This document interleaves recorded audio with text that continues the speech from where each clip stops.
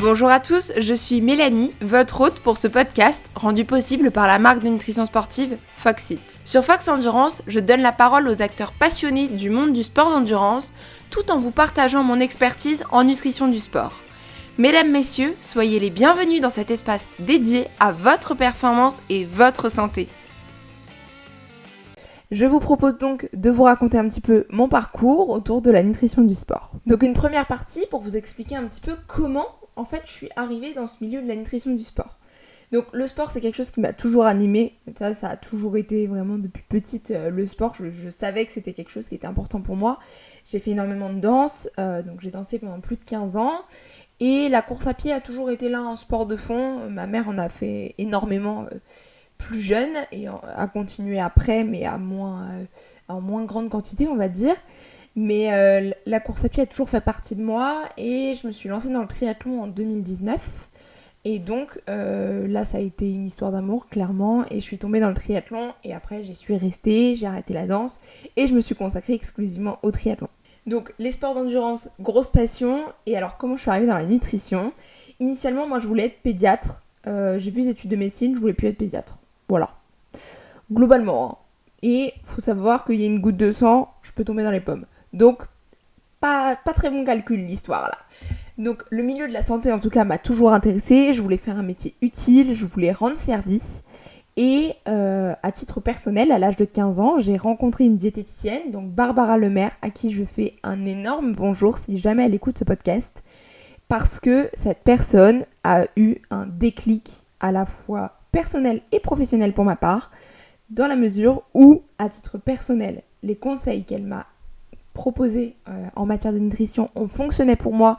J'avais 15 ans, j'étais mal dans ma peau. Au bout de 3 mois de suivi avec elle, j'étais bien dans ma peau. Donc déjà, ça change tout.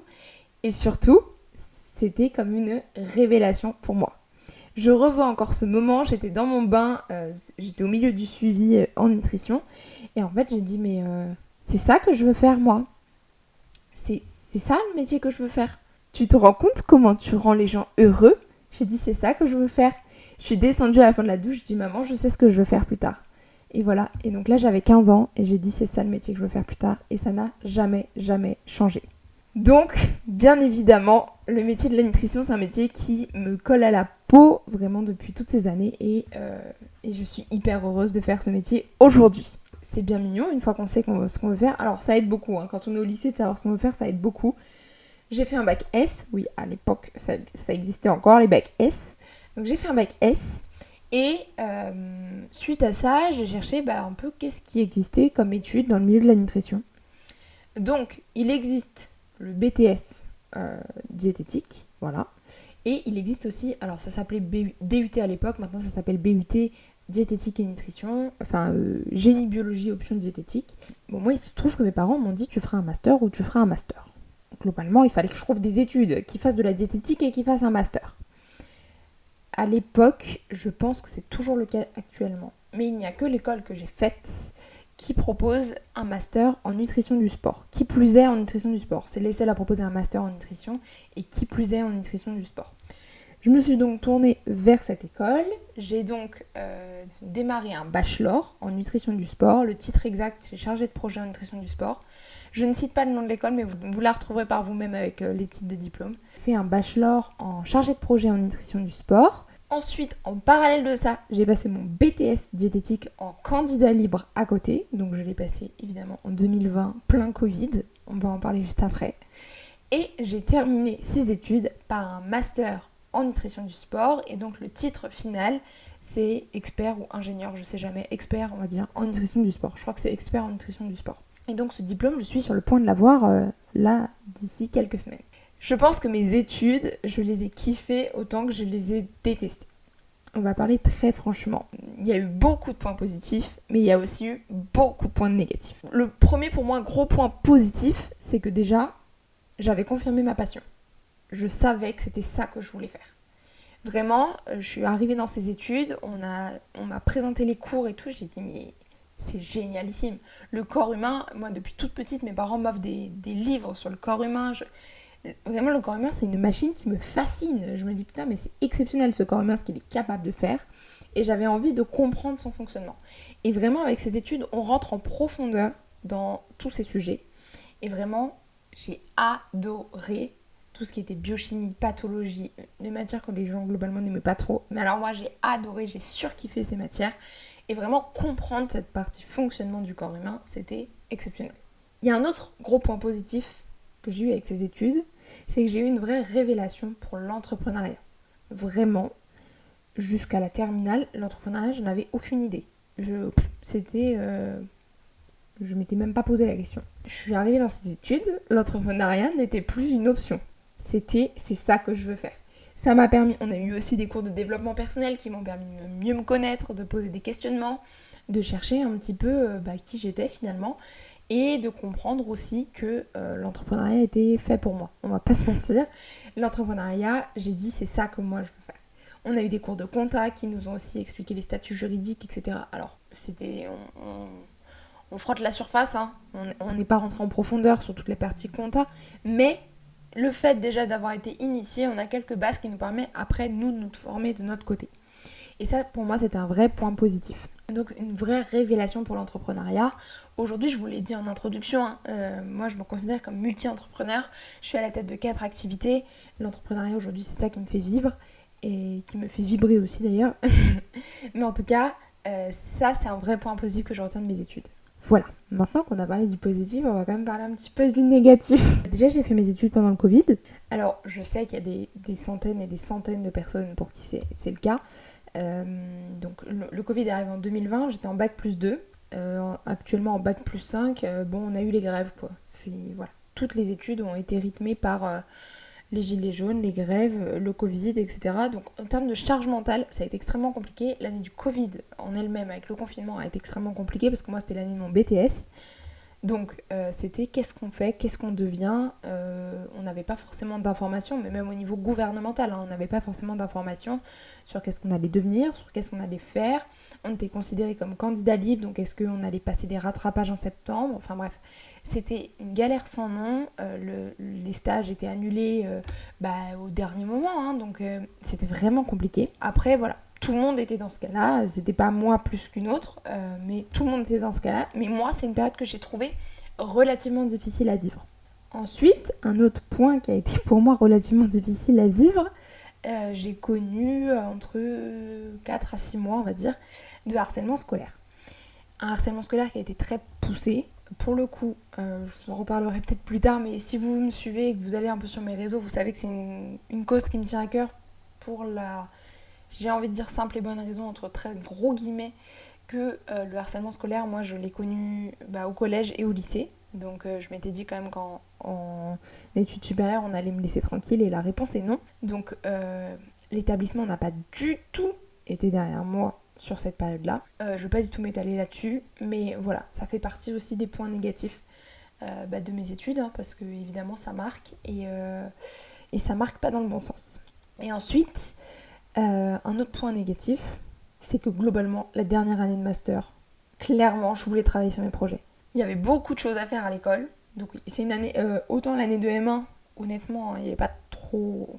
Honnêtement, tu pouvais te tourner un peu les pouces, ça passait quand même. La deuxième année de master, il y avait une quantité astronomique de projets à rendre, et donc énormément de travail de fait. Et en fait, moi, j'avais la tête dans mes projets. Et franchement, ça a été dur. Il y avait 6 mois de cours, et vraiment, je me revois encore avec la personne avec qui j'ai passé ma dernière année d'études. Je me revois encore lui expliquer que en fait c'est bon, j'en avais marre des études, moi je voulais partir dans la vie active. Donc voilà, j'avoue avoir un peu bossé sur mes projets pendant certains cours, mais je crois que j'en avais besoin. J'avais besoin de sortir de la tête de l'école et de quand même m'immiscer dans la vie active, à savoir que j'ai lancé mon auto-entreprise en 2021, donc j'ai été diplômée malgré tout, malgré le Covid, j'ai été diplômée en 2020 et donc en 2021, j'ai démarré les suivis en nutrition, en auto-entreprise. Ce qui m'emmène tout naturellement à la troisième partie de ce podcast pour mon arrivée sur le marché de l'emploi. Ce qui est drôle, c'est que les notes que j'ai sous les yeux actuellement, mon arrivée sur le marché de l'emploi, le premier bullet point que j'ai, j'y ai écrit dur. Voilà. Je pense que ça résume bien, c'était dur. Ça l'est toujours. C'est extrêmement dur d'arriver sur le marché de l'emploi. Je crois que c'est aussi pour ça que j'ai créé Dietetic Student. Parce que, je voulais que les connaissances soient facilement applicables, mais je voulais aussi pouvoir témoigner sur quand t'es en études de diète, tu kiffes ce que tu fais, par contre, te fais pas d'illusions sur le marché de l'emploi derrière. Le marché de l'emploi, il est extrêmement fermé, on a beau dire ce qu'on veut, ce marché est extrêmement fermé. Je dis pas qu'il n'y a pas de place à prendre, je dis juste qu'il est extrêmement fermé. Donc il faut arriver à se différencier, il faut arriver à trouver une place, il faut arriver à trouver par quels moyens on va pouvoir venir se faire une place dans un contexte d'inflation, dans un contexte d'un métier qui n'est remboursé ni par la Sécu, ni par les mutuelles, globalement. Les mutuelles, il y a certaines mutuelles qui prennent en charge, et quand elles prennent en charge, elles prennent une seule consultation. Donc, dans ce cas-là, il n'y a pas de suivi, et globalement, vous ne pouvez pas vivre avec ça. Donc, il faut qu'il y ait cette réalité du marché qui intègre tout le monde, et il faut, si vous venez à vous mettre à votre compte, ne surtout pas mettre tous ses œufs dans le même panier. Même les postes en salarié, c'est très compliqué parce qu'il n'y en a pas tant que ça. Dans un hôpital, il y a beaucoup d'infirmières, il y a plusieurs médecins, mais il y a une diète. Et donc, il n'y a qu'une diète. Donc, il faut arriver à choper les places à où elles sont. Et pourtant, je suis en Ile-de-France. Donc, en Ile-de-France, on pourrait considérer qu'il y a quand même une concentration de population plus importante. Potentiellement plus de diètes. Eh bah oui, mais juste c'est très bouché. Donc moi ce que j'ai fait, c'est que j'ai démarré en visio et j'ai très très vite tissé, mais quand je vous dis très très vite, c'est au bout de 2-3 semaines, un contrat, partenariat gratuit, mais on s'était mis d'accord en tout cas, avec une coach sportive, avec qui je travaille toujours aujourd'hui, à qui je fais un énorme bonjour, donc Stéphanie Michéa, qui est à la tête du compte et de la plateforme de sport en ligne On n'est pas chez Mémé. Donc avec elle, j'ai tissé un contrat très très rapidement, ce qui m'a permis de pouvoir avoir mes premiers patients qui étaient donc des clients à elle. Ensuite, j'ai eu une expérience en cabinet, donc l'expérience en cabinet c'était en 2022. Promis, un épisode à venir pour vous raconter tout ça parce qu'ici l'objectif c'est de parler nutrition et pas de parler entrepreneuriat, mais j'ai créé un compte qui s'appelle Mêle-toi de ton bise, qui parle entrepreneuriat, qui parle de ma passion pour l'entrepreneuriat, et promis, je vous ferai un épisode sur l'expérience en cabinet, qui n'a pas été toute rose, mais voilà.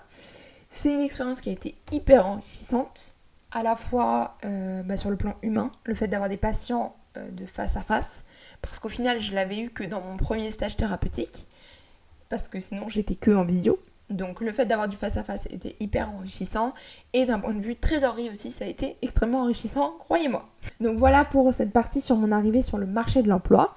Et donc enfin, la dernière partie, pour vous parler un petit peu de mon avenir à 3 à 5 ans devant nous. J'ai énormément de projets. Je crois que les projets, c'est vraiment le truc qui m'anime au quotidien. Et je pense que quand on fait de l'entrepreneuriat, c'est un petit peu obligatoire. J'ai énormément de projets. Je pense que le plus gros sur lequel je bosse en ce moment, c'est la création de ma marque de nutrition sportive, Foxit. Donc vous pouvez déjà le retrouver sur vos réseaux sociaux, Foxit. N'oubliez pas le nom, vous allez en entendre parler. Donc ça c'est un énorme projet, bien évidemment, de la nutrition du sport dédié aux sportifs d'endurance. Et bien évidemment, je veux continuer à faire du suivi nutritionnel de sportifs d'endurance. C'est ma spécialité, c'est mon cœur de métier, c'est tout ce que j'aime. Donc voilà, les sportifs d'endurance, construire des stratégies nutritionnelles avec les sportifs pour que derrière ça vienne sublimer tout le travail qu'ils ont fait à l'entraînement. C'est vraiment un travail que j'adore, c'est mon cœur de métier et c'est ce que j'aime. Merci pour votre écoute. Pour continuer cette discussion passionnante et rejoindre notre communauté dédiée à la performance sans limite, n'oubliez pas de suivre Foxit sur tous les réseaux sociaux. Merci à tous ceux qui laisseront 5 étoiles et un commentaire pour cet épisode. Ensemble, nous écrivons le prochain chapitre de la performance sportive. Restez affûtés, continuez à vous dépasser et à bientôt pour de nouvelles aventures sur le podcast Fox Endurance.